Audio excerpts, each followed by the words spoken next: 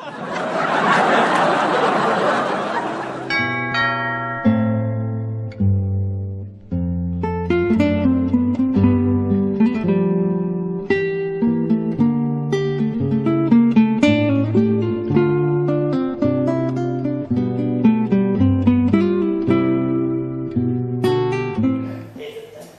evening, ladies and gentlemen. Welcome to our meeting, our March meeting. Tonight is the 18th of March, and as everyone is well and truly aware... Excuse me, it's the 19th? 19th. Beg your pardon, tonight, the 19th of March 2012. Everyone's aware that our founder, past president and life member, Frank Greenslade, has passed away.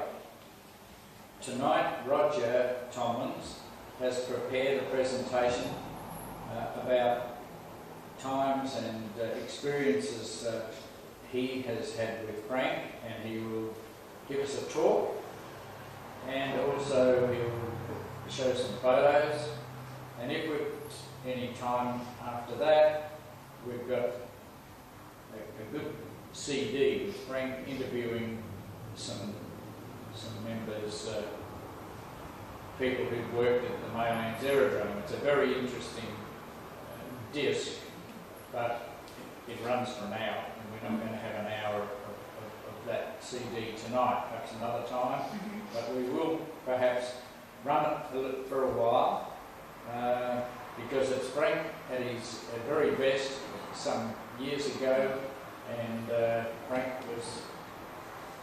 shows how good he was with interviewing people, and perhaps if we don't finish, people might like to borrow it and have a listen at home. But so without any further ado, I'll ask Roger to come up to give his presentation. Thank you, Roger.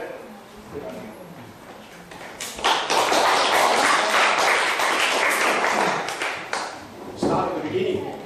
1988, I came to Perth from the northwest. I lived in Western Australia for about 20 years before that, before 20 years ago. And I never felt that I was a West Australian until I came to Perth. And I wanted to make a connection with the community, having come from a country town like Tom Price and Karratha, involved in community things. And when I come to the city, I thought it was going to be like it was in Melbourne when you didn't even know your next door neighbours. And so I put my foot out. The lady across the road from me said, "Oh, there's a ratepayers organisation." We're always there, and we had some problems with regard to the clay pits down there. There's a whole lot of things that were controversial, and things that we were upset about. The people were upset about the city of Stirling, what they were doing in those areas. Anyhow, I went to the Ratepayers Association. I found out where it was, and trying to think where that was. I think it was the 9th Avenue, the Autumn Centre. That's where it was in 1988. And I met a guy there named Alan Duffy, and there was a lady there named Norma Benville. There's a few other of her friends there as well. From that meeting, vague recollections. Anyhow, it was all very business-like, and there was certain issues going up. So I attended again, and then my attendance to that organisation didn't go on for so long. I can't remember what I was doing, but anyhow, I've joined again, or I've gone back to the organisation when it was actually in the Elmer Benville Centre. They were using a room there, and there was a controversial big thing happening then with regard to what's going to be happening with the clay pits. And when I went to that meeting, it was packed. There was about 50 people in there, and basically very high-power meeting. A lot of things that were said went over my head, but I was just sort of getting to grips with what's going on there. But there was one gentleman who stood up there, very eloquent speaker, and he had a big chart that he put together of the Maylands clay pits. And I was really impressed because this guy really knew his stuff, and he spoke clearly. He wasn't passionate about what he was doing. He was always he was business-like. And he was talking about having a plan, and about what are we going to do with our next step, and who are the people we're going to talk to. And this is the sort of thing he was talking about at the meeting. We had people, councillors there. Veronica Cook was a councillor, just a councillor in those times, and he'd be basically getting her involved in those. Anyhow, from that group, they decided that we need to have a subgroup because there's so much going on. It's such a big organisation. They said, well, you can call it, you can be a subgroup. And they actually formed themselves another organisation called the People for the Peninsula, which was Frank Greenslade and a guy called Brad Kneebone and a guy called Joe Winchell. Joe Winchell lived actually on the clay pits. And in those days, he had all these signs out the front, preserved with clay pits and all this sort of thing was going on there.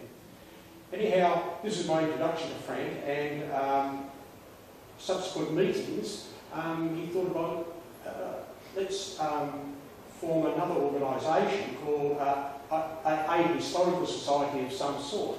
He belonged to a historical society in Little Swan previous to that, so he had some ideas how those sort of things would run. But what attracted him was the people who turned up to the ratepayers' meetings on a regular basis, which I felt were the heart and soul of that organisation. Because a lot of people just one issue out. They come, they spook, and then they help, and they're gone. But there was a group of people who turned up all the time. One of those, memorably, was Sonia Ford. She always was at the back, and she'd have to put an urn there, and cups of coffee and tea, and she was doing that on a regular basis. And there was this, as I say, this little crew that continued that on. And yeah, Frank with Joe Winchell, he said, let's, about 8 of us, let's form a historical society. And anyhow, he's certainly done that from very humble beginnings and getting to know the Peninsula Association. There's another organisation going there all that time, back from the 1970s, called the Peninsula Association. And that was what you alluded to before. Becky Ratcliffe was the secretary here, just about doing a full-time job on a voluntary basis, running this whole building. That's what that organisation did. So we had some connection there. Also Tranby House, there was connections there, but that was more the Heritage Society, the National Trust was another organisation that was looking after that. Well, certainly the people involved were the people who were going to those all the different meetings. And that's what you notice, the same ones going to all the different meetings. So certainly Frank was the centre of all of those things. Our first meeting of the Historical Society. You were there. 20 years ago. 20 years. Jennifer Coombs was there. And that's one thing I can remember. We actually came here and I was introduced to Jennifer. There's another lady that actually recognised me from Carantha and knew you. So, well, there's a man that you might be able to sort of, well, he's a familiar face anyhow.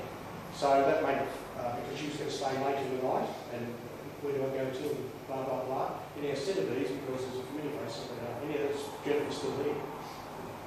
And from those beginnings, using this room on a regular basis, on a monthly basis, having guest speakers, as I say, going back, I wish I looked at getting newsletters out and finding dates and subjects and all that sort of thing, huge. I thought, no, for another time, we've got those records, and I've got those on CDs. I've given you a CD of those. So we go back to our newsletters, right back to when we first made newsletters, and we've got all those records with all the speakers we've had and all the things we've been involved in. So that's certainly don't want to run through those now, just giving you my impressions with regard to Frank.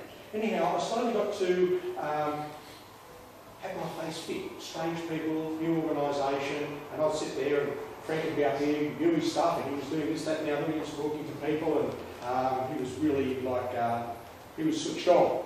And I wasn't. What's going on here? What's going on here? Anyhow, I'd help put out the chairs, and he'd have some leaflets to give out, and I'd put them out, and that sort of thing, just help him. Gradually doing that a little bit more and more over those initial years, I ended up actually being president of the organisation at one of our annual general meetings, and I held that position for about 8 years. At that time, then we did actually move to the move time room. We had a lot of our meetings over in the move time room because this room was being used for other things, and that's where most of our meetings happened, I guess, over that time, and that continued on. Got to know Frank because we'd have outings, we'd go we'd be liaising with regard to what's happening at the meetings, we'd be liaising with regard to our committee meetings and what the organisation's doing, and I found myself getting closer and closer to him, recognising here's a man, and I consciously made that effort, here's a man I can use as my mentor. If I could be 1/3 the man that Frank Greenslade is, I could be really doing something. And so I'll really tag along with his coattails, I'm a bit behind his wake. saying there's somebody that I admire, and I don't have to invent the wheel, just basically do what he does. So got to know him personally over the last couple of years. He would bring me up at work because he'd have some technical problem or there's some problem here or whatever, and I'd say, I'll stop in after work, and it became a habit. About once a fortnight, I'd pop by his place, and him and June would have little glasses of red wine there, and we'd talk about the business and organise whatever equipment that we needed, technical equipment, how to put that together and all those sort of things. And it became a very close relationship. And what I'm going to do in a moment, I'm actually going to go through a few photographs. What I did today, I went through all the photographs I've got, and everything that was Frank Greenslade, I just wiped across onto a PowerPoint presentation. And I've got a surprising collection, as it turned out. But always with photography, it's never enough. You always wish you took more. And in hindsight, you're left wishing things were where you're taking more notice at the time. But I'm certainly grateful for what I've got. So when Terry rang me up just after Christmas and got me to sit down, incidentally I'd just been made redundant. I just had a prostate cancer operation and I was home with a sort of out of it for a little bit. He's rang me up and said, sit down and tell me that Frank had died. And having thought about Frank and how he had died, actually, I thought he's lived it right to the end. He didn't taper off, he was right there, he's just stopped, and his to-do task and all the things that he needed to do was a big pile. So there was no anticipation for him that he was going to not be here anymore. Basically, he lived it right to the end. One of the first things I needed to do then, even though I was still recuperating at that stage, go around and see June, and she was still in the shock there, state of shock, that she had her stepdaughter from Melbourne over, and I sat down and had a bit of a chat with her, and keeping up that relationship now. So once a week I'll go and visit June, we go shopping or something together, keeping that relationship up. It's something I really value, and in the things that I'm doing, in many respects, in many aspects of my life, Frank's still there, and I'm looking for his approval all the time. I don't feel that he's gone. He was such a lively character. He was so much there that for me to think that he's not here anymore just is he's there fully for me. I will see if I can get this going, and I'll just talk to some of these photographs.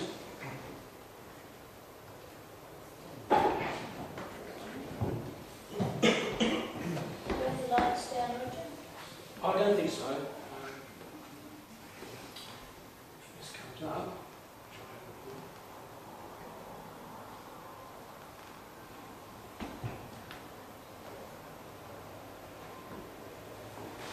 Just a more.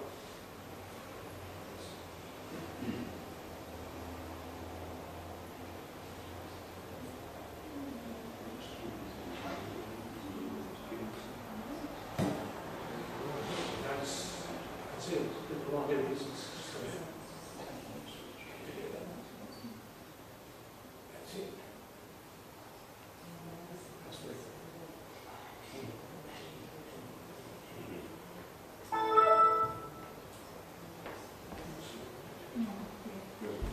The password is Nelda, which is Frank's middle name. Just there.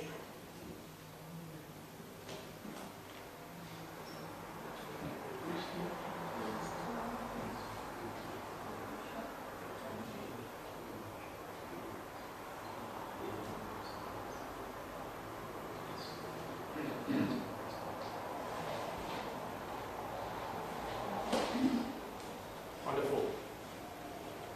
Frank did a talk, I think for nearly an hour and a half, about the clay pits. There's one photograph that was taken from that. We've got a movie of that. You can see he's got the speaker there on his lapel, and probably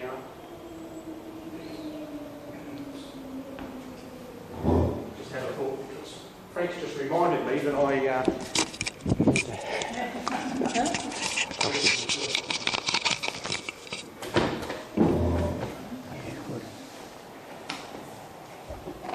So certainly one of the photographs that I had there from the movies that were taken there, it was a great talk. Oops, go back. One of our meetings here, when Frank was setting up the camera there, which wasn't, it's only about last year or so. Oops, here we go. That's it. This photograph was taken at Woburn, Dalwallingu, Woburn, at the YWCA house, which we went to last year for an overnighter. And this is the group that we met. They took us to the Levy's houses out in the countryside in Woburn, and we saw those buildings that Gus Levy, the builder of this building, actually built out there. He was not only an architect, builder, he wasn't an architect, he was a builder. He built this building. He also built His Majesty's Theatre, and he also established the bulk handling of wheat farming in the north. And that's where we built those beautiful houses. One of our Christmas celebrations at the Wingbow, which we've just about done every year for 3 or 4 years. This one was taken at the opening of the bakery in 8th Avenue, where they have got a sourdough kitchen there, and this was part of the celebration in opening that up. And here's one of the bakers. Just last year, the end of last year, the sampler that was Frank's grandmother, I think it's his grandmother had, which was sent from England. And there's a bit of a history behind that, and it's another thing to go into. But that was actually part of the exhibition last year at the Museum of British Artefacts. And really it was Frank that was responsible for that thing actually going to the museum. One of our celebrations that we have each year at the early settlers that the Bayswater City puts on. And of note, the lady there on his left, Mary Mackenzie, one of our staunch members for a long, long time. She's written a book, and she was actually responsible for the Museum of Children's early childhood paraphernalia, and all that stuff is actually in the museum. It's not on display at the moment, but it's there, and a very, very woman to be admired. The man on the left there, another member, Don Blunder-Wignall, who's written a few books, and he's a good friend of ours as well. And Frank hobnobbing with the councillors, and a photograph of not good quality that I took a few years ago with my phone. Again, at the same place. One of our outings to Fremantle, we went to Fremantle one year, and this is the group that went down there. There's a few faces that are here tonight that are actually there, and a few that aren't as well.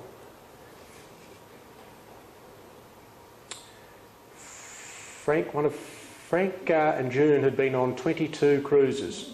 So not only did he do all the things around here, he'd actually, in the same time, he'd been doing the full history for St Mary's Church in Middle Swan, and All Saints is another thing he'd been doing. He'd also been involved in the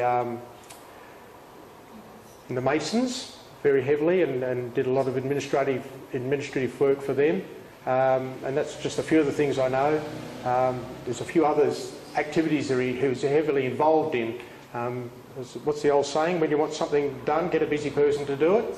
And Frank was one of those. He was talking to somebody. Now, that might have been Katanning. I'm not sure. Terry, maybe you recognise. Yeah, anyhow, we've looked the worse for wear with regard to all the red that's been drunk. Not sure about that. Another conference somewhere. Yeah. Yeah.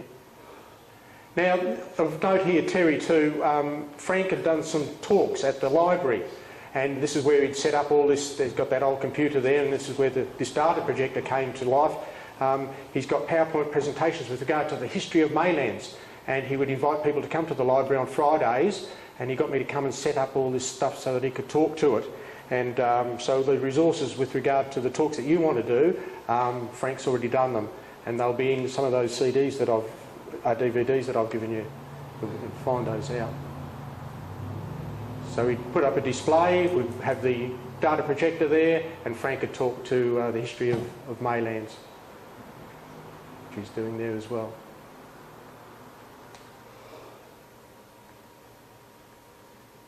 Can't remember where that one was. It'll be in the file. I just, as I say, went through the files and just dragged out anything that had Frank's face in it. And as I say, Frank went on 22 cruises. June told me that. Frank wasn't quite sure, he thought it was 18, but June said, no, we've been on 22 cruises. And this was Vanuatu. And this, I got this slide because he actually did a presentation here one evening and let us sort of re-experience with him his trip on the Pacific Sun. And he went over there. Saw that picture before. And back to the wing bow. Wing bow again, that would be 5 years ago, maybe more.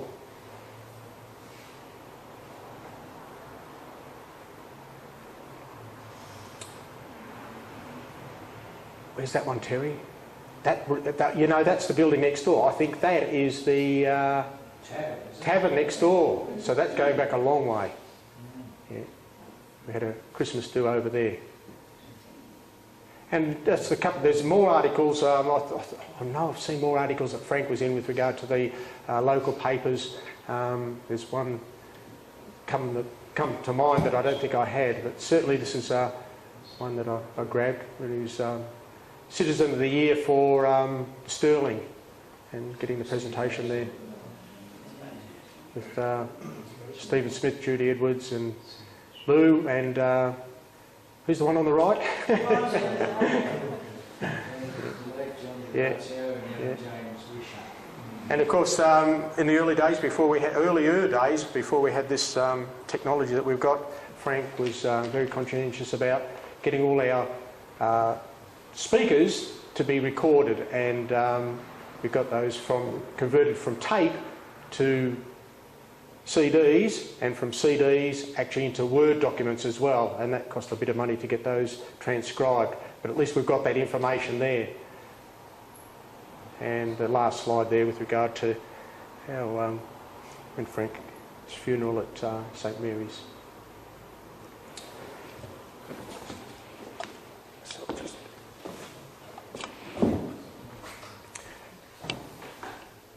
By no means could my experience of Frank do him justice, because there's so many other people that in other walks of life that he's come across, particularly with regard to the aerodrome, and he was actually he was a aeronautics technician. In his obituary, they said to say he was a radio mechanic. He was actually an aero technician. He would deal with radar, navigation equipment and that sort of thing, a little bit beyond just radio mechanic. So his skills with regard to that, going back to the wartime when he was in Darwin and he was learning his trade with regard to the foundations of radar, and then joining AWA and Australia-wide actually, looking after the aeronautics, the communications equipment on aircraft. He spent a lot of his time based at the Maylands aerodrome, so he had a particular fondness for that, and that's what we're consolidating now. And as Terry was saying, by July certainly we'll have that commemorative park there, which he gathered information for. A couple of things. One thing of note I have left out, and Frank, with two other people, and I forgot their names, distinguished aircraft people in Western Australia, put together a book that had been from information that had been put together by a mechanic named Frank Cahoon. Frank Cahoon, who did his apprenticeship at Langley Aircraft Factory and ended up being in charge of maintenance for MMA and Ansett when he retired, died at the age, I think he was 100. And he'd come here and done some talks, and all that information and photographs and anecdotes and all that sort of stuff that Frank got together and actually made a book called Cockpit and Spanner, which is a prized possession of people. And we did the launching of that book here in this room, and that was a great achievement, a lot of work. again, Frank not afraid of work, getting all that together and actually seeing something come to fruition, and it's all completed. So certainly appreciate all that. So that's all I'm going to talk about. As I say, we can talk about more, and there is more, but just to give that bit of a broad overview, and particularly celebrate this organisation that Frank had put together, and highly regarded organisation this is too. If you and the connections that we have, where every year we go to the annual conference of affiliated historical societies, and it's Frank's instigation with regard to that, getting us introduced to that. And I can remember in the early days hearing about these conferences and things that people went to, but Frank was all into that, and now we do that on a regular basis. And we're looking forward to this year's, which will be Swan. It's a Swan, isn't it? Yeah. And looking forward to that. Last year it was York, and it's great. Anyhow, I'll leave it at that. Thank you. And Roger. Yeah, thank you very much, Roger. That's all.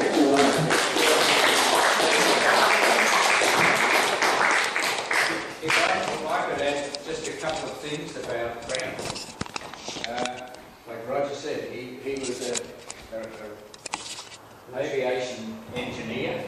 He did a lot of installation of radio in planes.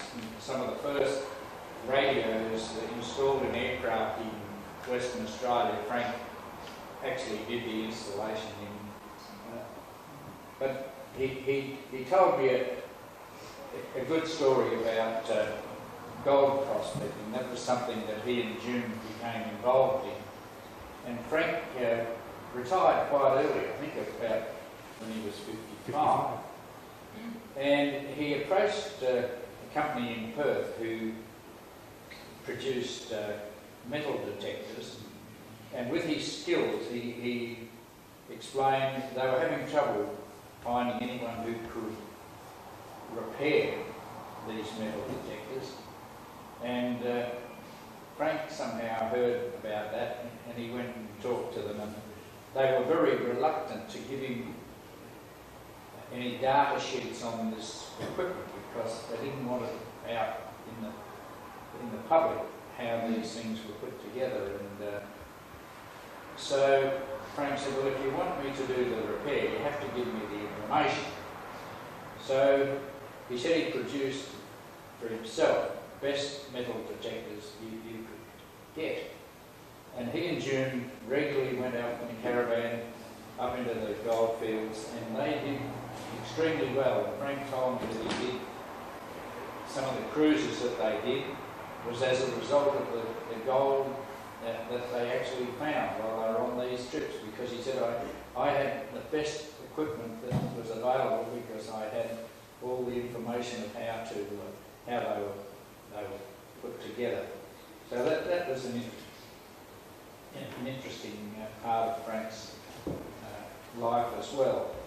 But we owe him an absolute debt of gratitude. He was the guy who put this society together. He's the one who got this idea about taping everything so that we had it for posterity and onto tape. Okay, we've got it on tape, we need it now because things have moved on, we need it on disc. We apply for a grant here, or we go to Lotteries Commission. He had the will and the idea of who to approach and to get a grant for this, get a grant for that. And so we finished up with all our cassettes now on disc. We've got every speaker now on a disc, and of course we have them as video as well. So we sure owe Frank a lot for the efforts and his ingenuity, really, because he showed us the way to go. And I don't know whether you can put that disc on, but you mentioned Frank Cahoon, and we've got Frank talking with Frank Cahoon, who of course was engineer, at Maylands, and two Franks worked together, and they Frank talks about the Maylands aerodrome, interviews Frank Cahoon, asking him questions. Roger's mentioned cockpit and spanner. Frank Cahoon, being an engineer at MMA, and had all this information and a wonderful record of the history of the Maylands aerodrome, but he didn't sort of know how to put it together. So with the help of Frank Greenslade, the archivist at the Air Force Museum in Bull Creek, and Ted Fletcher, that is, and a fellow called Brian Herman, who does the same sort of job, historical archivist at the Royal Aero Club. Those three sat around the table with Frank Cahoon and put that book together, which is a wonderful record of the early aviation in Western Australia. If anyone hasn't seen that book, they should get it from the library and have a read. It's really terrific. But Frank again was the one who sought a grant to have the book printed, and otherwise it would never have happened. It's for sure. It just would never have happened. Can you put that on? I'll just try it out. It's just that you'll get an idea of Frank, and this was when he was... Yes, well, welcome to you again. This is Frank on this day.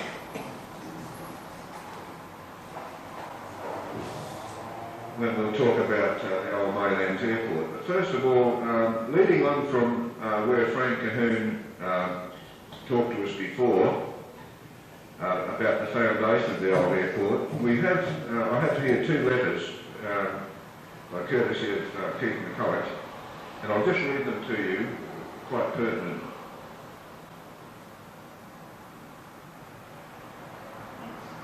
This one is dated 11th of December 1923, addressed to the Secretary, Department of Works and Railways. A site for an aerodrome has recently been acquired by this department at Peninsula, Perth, and I am to inform you that it is desired to proceed urgently with such works as are necessary to make a sufficient area suitable for landing upon at an early date. The Superintendent of Aerodromes, who is at present in Perth, has reported that an area of about 66 acres could be prepared at once to permit of the aerodrome being used during the dry weather, the work required on this area being the ploughing, grading and rolling of the surface. The Superintendent of Aerodromes estimates the cost of this work to be £275. To render the aerodrome fit for use in all weather, a considerable amount of drainage, etc. will be required, and with a view to having such works put in hand at a later date, the Superintendent of Aerodromes proposes to consult Mr. Hill of your department, who it is understood is also in Perth at present.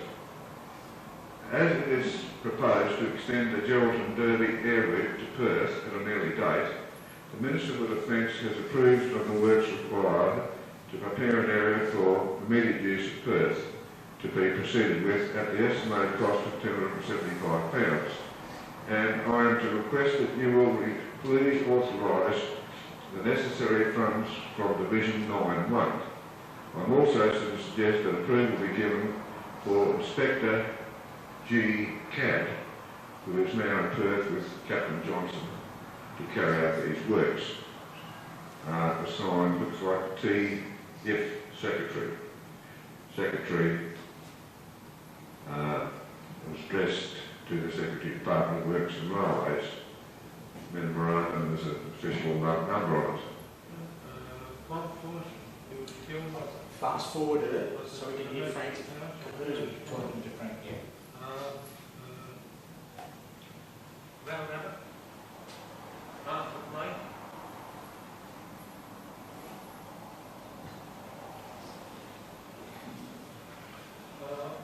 Key towns a little later on. And they were positioned to... Can Here, Frank is a background coach here. Yeah, Frank's cahoon at this stage was about 90 and he needed a bit of prodding, which Frank's doing, but you can't hear that very well. Really, if somehow it comes up better than that. But I think we've heard Frank tonight. Not in the early stages. What? Yeah. So, you think Frank was still with us when we heard that? In fact, he's still with us. He's still with us now. Roger and I were in the room in our office this afternoon, and we were coming in here to set up the chairs and the camera and so on. And we picked the stuff up, and I said, I think Frank's telling us we shouldn't take that valuable gear at 2 o'clock today, put it in this room, because it's pretty valuable stuff, and we should leave that in the office until 7 o'clock tonight when we're here, so we don't have to leave it here unattended. So Roger agreed. He said, yeah, I think that's Frank telling us we better leave that here for now, and we'll bring it in about 7 o'clock before the meeting. So he's still very much in our thoughts every day. So folks, we've got our little raffle, and I'll ask Keith to do the honours as he usually does. We have this little raffle that helps us make a few dollars every meeting. And, who's going to draw? What about win? You can draw the raffle win. You might win it. You might win the. Okay, folks, it's. I could have guessed this already. Roger, you've won the raffle. Fantastic.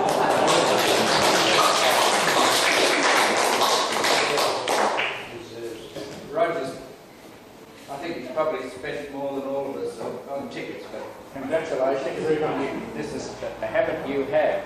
Now, Roger, there's a red wine, or there's a white wine, or there's a box of chocolates. You'll have the red one. Thank you very much. Folks, that will conclude our meeting. Now we can break and have a cup of tea or coffee. So, sorry. Two lists are on the table for email. Yeah, don't forget.